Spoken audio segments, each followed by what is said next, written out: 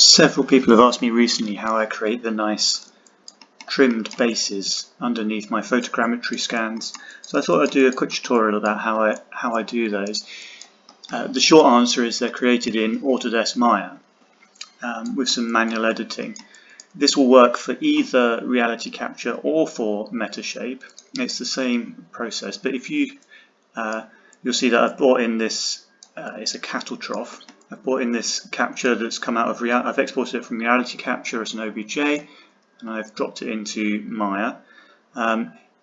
From reality capture, you automatically get a base underneath your model that is square to whatever you set the bounding box to in reality capture. In Metashape, you don't get the base underneath this extruded section, but the problem with that base is that it's quite detailed. If you look at the wireframe, it's not very detailed down the bottom, but as you get nearer to the sort of the right angle corner, you get more and more faces, which makes it really hard to re-UV. And also very occasionally you get little errors like this where the base isn't quite square, it sort of kinks it in. Most of the time it's okay, and you can just use that base if you're using reality capture and select those faces and sort of expand your selection so it's roughly the selection of the sides, and then re-UV those faces, and it will look okay. And I do that sometimes, but there's a much neater way of doing it, because if you zoom in, you'll see that not all of those faces are selected. Some of them have gone over the edge, so it's not perfect. And if you're using Metashape, you don't have an extruded base at all. So how do I do it? First, so I've just dropped this OBJ straight into the scene. The first thing I want to do is just some quick tidying up steps.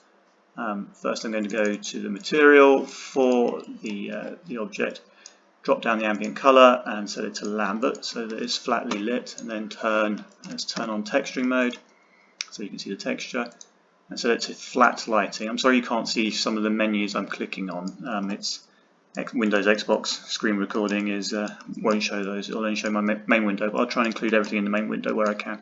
So anyway, I did lighting, use flat lighting, so it's flatly lit. It's easier to see what I'm doing. Next thing I do is just group the object, and then look from the top, and I'm going to straighten or rotate the object so that the cattle trough itself is roughly straight to the grid, because that's the key thing I want. It doesn't matter if the edges aren't straight now, because I'm going to trim those. The cattle trough is straight to the grid. The reason I grouped it rather than just rotating the object itself is if you group it into a new transform, it's much easier to get rid of that rotation later. You might want to get rid of the rotation if you export your object to take it back into reality capture or Metashape to rebake the texture. You need to remove the transform, you need to remove the rotation. Putting it in a group is a tiny way of doing it, because if you did some more operations on your mesh, like combined it with other things or extracted it, it would lose any rotations that you'd created. So by putting it in a group, we preserve our new rotation in case we need to undo it. Next step I'm going to do is just do edit mesh, extract, and that will break the mesh up into all of its component parts, because I only really want to keep the main part of the model. I'm going to get rid of all of the little floating bits on my model. So just wait for the extract to finish. It's quite a large mesh, it's 1,000,000 triangles, so it takes a little while sometimes. Let's go to perspective. There's a lot of little floaty bits, so you expand that. Select the main part of the model just to check it's the first mesh in the list, and then I select the next one all the way down to the last one, so I've got all the bits selected apart from the first one, and then hit delete, and now I'm just left with my main part of my model with none of the little floaty bits. You might want to keep your little floaty bits. You can add to the sort of the detail and the look of the model, but I remove them in most cases, particularly if someone wants to. It's quite useful to do in case someone wants to 3D print this this model. You don't really want any floaty parts. Right, now we can start trimming it and creating our base. So I'm just going to re-rotate it again because it doesn't look quite straight. So there we are, straighten up the, I think that's roughly straight. Anyway, it will do for now. So I select my model, my mesh, and then I go to Mesh Tools, Multi-Cut. in the multi-cut options, you can't see it on my screen, but just check that delete faces is ticked on. And then the next thing to think about when you're trimming these meshes, think in a clockwise direction from the top left corner. So if I click up here, this is going to be the start point of my first trimming or cut line on the model. So it's created a little yellow dot. I'm going to then go clockwise to the right. But before I click again to create the endpoint, hold down Shift, and that will just snap that line to sensible increments. So it's a perfectly straight line. It doesn't matter quite where it is on the model, because I can then move the camera around to position the model against the trim line. And I'm going to position it just so there's a tiny little bit overlapping my trim line. Hit return, and it will trim off the top of the model.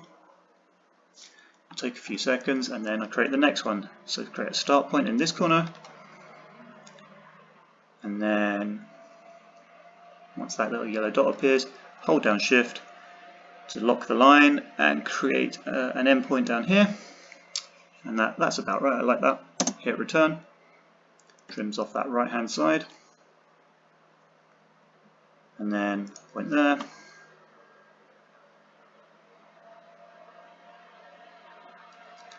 The bigger your mesh, the longer it will take to do this in terms of Maya thinking. So I've created, I forgot to hold down Shift, but you can always move these points. So I'm going to hold down Shift and just drag it, and there we are, lock it into a straight line.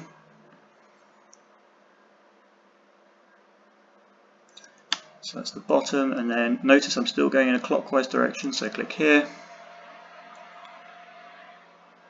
And then here, it's a bit far in, let's move it back. And you can just see there's a little yellow dotted line. That tells you the direction of the cut. So all the faces on this side of the cut line get removed, get deleted.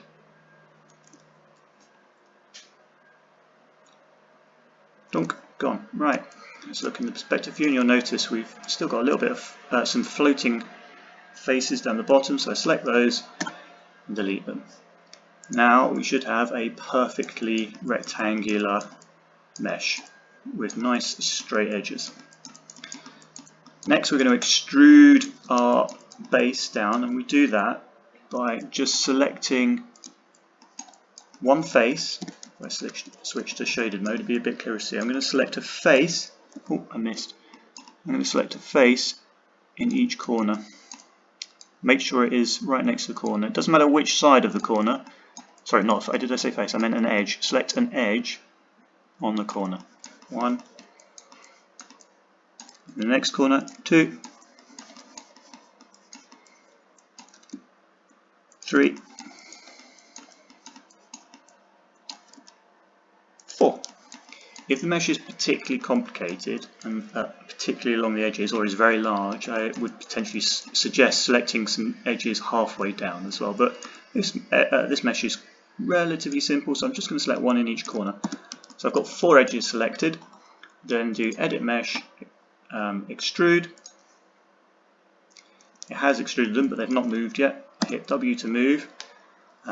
Click. I'm going to hold down V, which will do, it turns on snapping. I'm keeping it held down, and then I drag the up arrow down, and it will snap those 4 new extruded edges to the lowest point of the mesh. I can let go and then just drag it a bit further. So I've not got V held down anymore, but I'm just going to drag them down a little bit further, and then I extrude again. So I've still got 4 edges selected. Go back to Movement Tool with W. And then you don't need to hold down V this time. Just drag them down a bit lower than the first extrusion. So if you zoom in, you should have one face extruded there and a face extruded just below it, and that's true for every corner. Once that's done, so you've got like these little legs sticking out in the corner, select an edge to one side, and then continuing to that side, go to the next corner and select the edge that's sort of opposite it.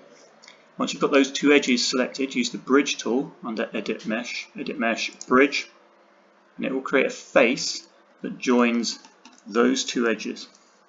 And then we work our way around, select the next edge on the right hand side, and then an edge on the left hand side.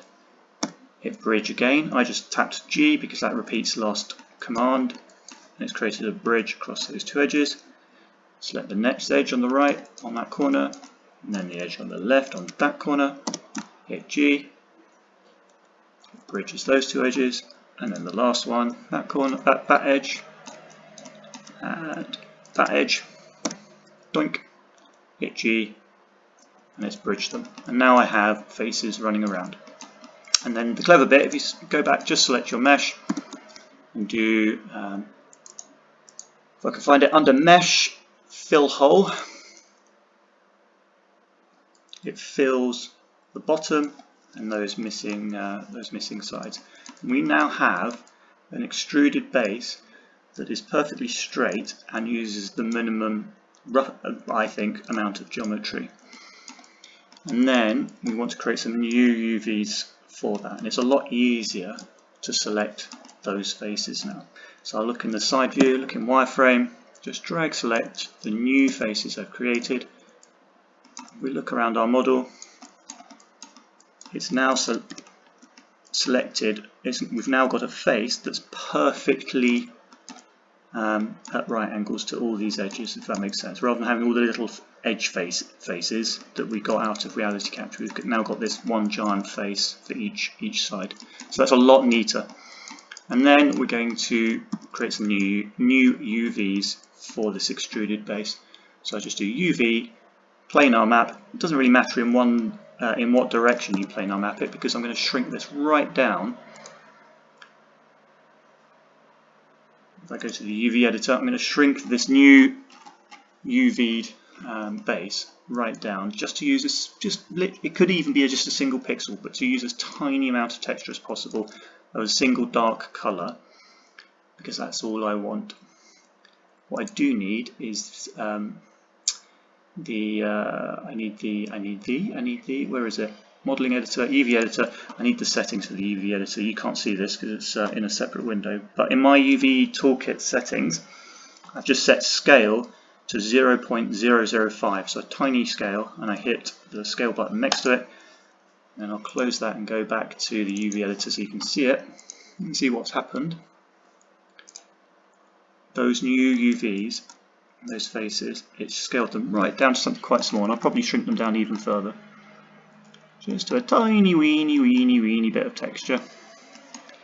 And then I'm just going to look around for a nice, ideally empty patch of texture that hasn't got any UVs already on it, but to be honest I don't mind if it's overlapping some other UVs, so I'm just going to move it to there. There's a really dark bit of texture there, so I'm just going to plonk my new UVs over that dark bit of texture, because I want my base to look dark. You could use this technique to pick a bit of texture that was, I don't know, soil coloured, or something that looked like the underground area you wanted, or even map a new material onto it with the texture of soil or something that looked like rock or underneath the ground.